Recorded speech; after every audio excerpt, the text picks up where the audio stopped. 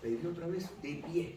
Los que puedan ponerse de pie, por favor, y busquen el Evangelio de Marcos, capítulo 11 del Evangelio de Marcos.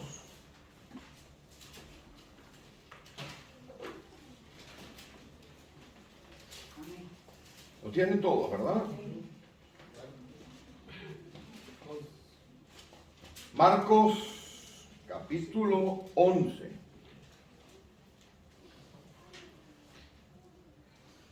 Leeremos el versículo 1 al 11. Evangelio de Marcos, capítulo 11, del 1 al 11. Dice así la Escritura. Cuando se acercaban a Jerusalén, junto a Betfagé y a Betania, frente al monte de los olivos, Jesús envió 2 de sus discípulos y les dijo: id a la aldea que está enfrente de vosotros, y luego que entréis en ella hallaréis un pollino atado en el cual ningún hombre ha montado. Desatadlo y traedlo. Y si alguien os dijere: ¿por qué hacéis esto? Decid que el Señor lo necesita y que luego lo devolverá. Fueron y hallaron el pollino atado afuera a la puerta en el recodo del camino y lo desataron. Y uno de los que estaban allí les dijeron: ¿qué hacéis desatando el pollino? Ellos entonces les dijeron como Jesús había mandado, y los dejaron. Y trajeron el pollino a Jesús y echaron sobre él sus mantos y se sentó sobre él. También muchos tendían sus mantos por el camino y otros cortaban ramas de los árboles y las tendían por el camino. Y los que iban delante y los que venían detrás daban voces diciendo: Hosana, bendito el que viene en el nombre del Señor. Bendito el reino de nuestro padre David que viene. Hosana en las alturas.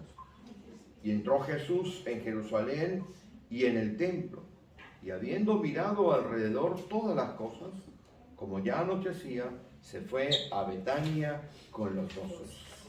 Vamos a orar un segundo, mis hermanos. Bendito Padre Celestial, venimos delante de ti para agradecerte por tu bondad, por tu misericordia. Y porque aquel famoso aposento alto del cual hablábamos el día del bautizo la semana pasada, ese lugar que estaba cerca del templo, probablemente era la casa de Juan Marcos.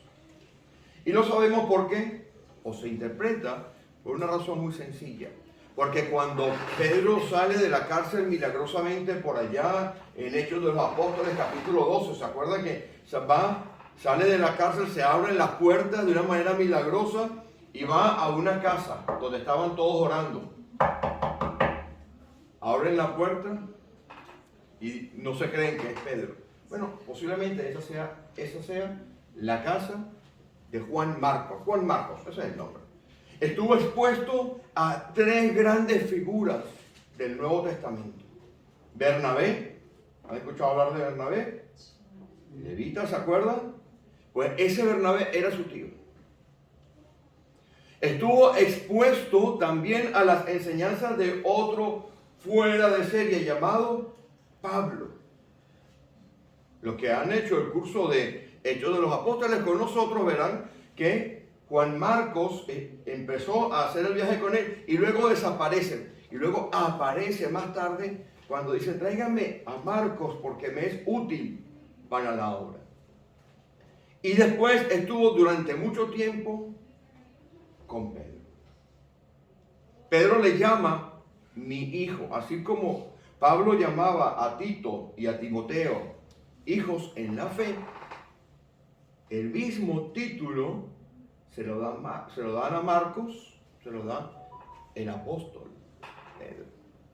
Entonces se entiende que este evangelio recoge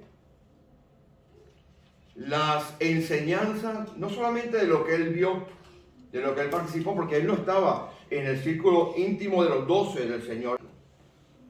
Desde el versículo 15 del capítulo 1 hasta el versículo 23 del capítulo 7 es el segundo año del Señor. Pero del versículo 25 del capítulo 7 hasta el último capítulo, solamente hay 8 días de la vida del Señor.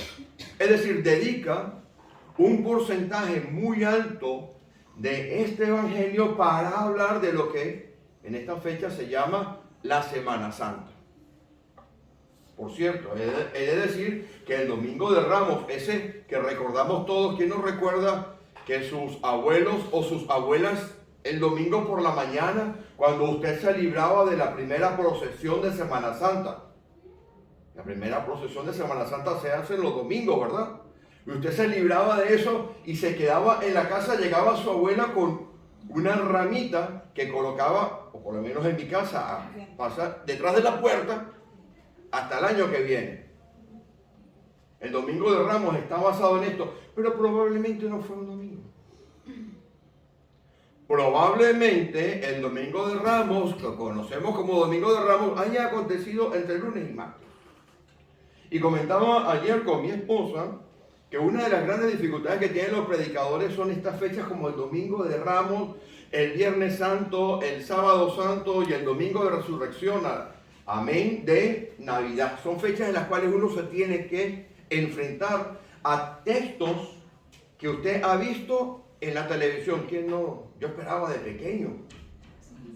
Yo esperaba de pequeño la Semana Santa porque me encantaba ver los 10 mandamientos, Ben-Hur y todas aquellas películas.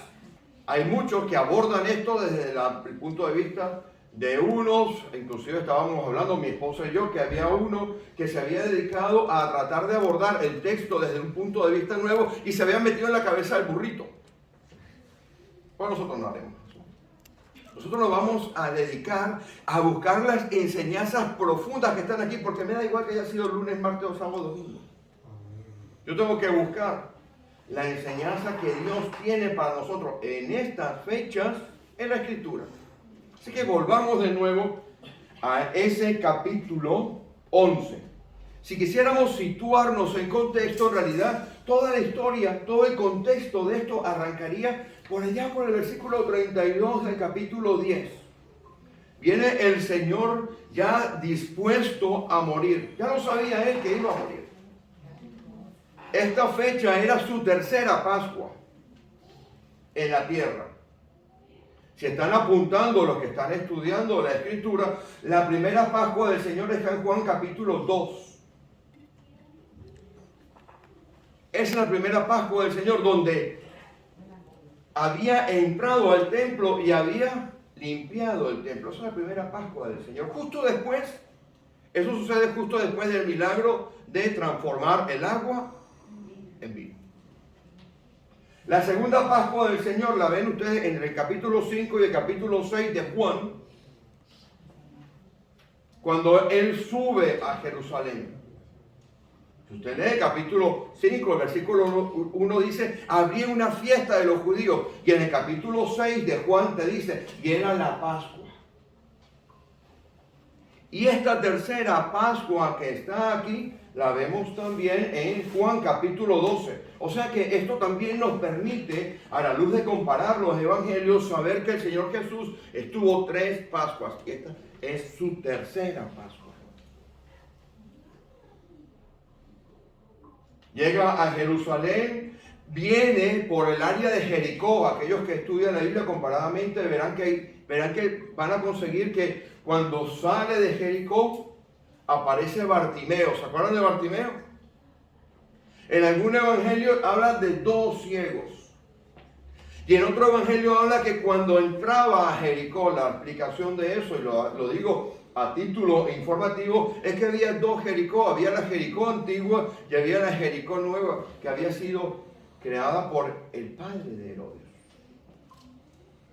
Y que uno de esos, Bartimeo, de los 2 ciegos que estaban en el camino, uno de esos ciegos es lo que la Escritura pone énfasis. Si usted mira la Escritura con calma, verá que 2 evangelistas, o 2 de los que están escribiendo el Evangelio, hacen énfasis en un solo ciego, Bartimeo, aquel que no tenía nombre. Porque el nombre era el hijo de Timeo. Imagínense cómo era aquel hombre. Ya venía el Señor y sana a ese ciego, que ya hemos predicado algunas veces, que ese ciego no tenía nada, tenía solamente su capa. Su capa era su almohada, su servilleta, su manta de dormir, su cobija, su cama. Pero cuando el Señor le llama, suelta todas sus posesiones y va al encuentro del Señor. Cosa que tenemos que hacer nosotros cuando Dios nos llama a servirles. Aquel hombre, dice la Escritura, Bartimeo, suelta su capa, va al Señor y el Señor le pregunta, ¿qué quieres que te haga? Que recobre la vista, y recobra la vista y de inmediato va a seguir al Señor. Viene el Señor también en ese recorrido sanando al hijo de la viuda de Naín. ¿Recuerdan? Se consigue también con Zaqueo. Zaqueo, ven que tengo que posar en tu casa. Ya se estaba preparando el territorio y el movimiento, y el Señor ya había hablado dos veces con sus discípulos por allá en Marcos capítulo 8. Le había dicho, el Hijo del Hombre tiene que ir a Jerusalén. Y después en el mismo capítulo 10 verán ustedes que le dice, voy a ir a Jerusalén y me van a matar. Seré cogido de los gentiles. En aquella fecha no podían aplicar los judíos la pena de muerte, por eso el Señor Jesús tuvo que tener dos juicios. El juicio judío que le condenaba a muerte, pero no podía dictaminar la muerte como tal, y el juicio romano que había sustraído al pueblo judío, había sustraído el derecho a matar. Y por eso es que el Señor Jesús fue juzgado por su pueblo y juzgado por nosotros los gentiles. Y llega este momento en el cual la figura gloriosa de Jesús entra en Jerusalén en algo que llaman la entrada triunfal. Pero que si usted la analiza con calma, posiblemente tengamos que darle otro nombre. Cuando llega allí, que esa primera multitud que le venía siguiendo desde hacía tiempo entra con él, dice Hosana. Hosana es S-O-S. ¿Saben? Hosana era un grito del pueblo que significa salvadme, sálvanos Dios. Él se monta en aquel burrito, en aquel animalito, y da cumplimiento a lo que dice Zacarías 9:9. Y aquella multitud, que posiblemente haya sido una multitud diferente de la que 8 días más tarde quería matarlo, lo alababa como lo que él era, hijo de David. Y llega el Señor después de todo aquel alboroto y mire lo que hace. Vaya conmigo al versículo 11 del capítulo 11. Entra en Jerusalén. Entra en Jerusalén, se baja del burrito, se mete en el templo y hace esta operación.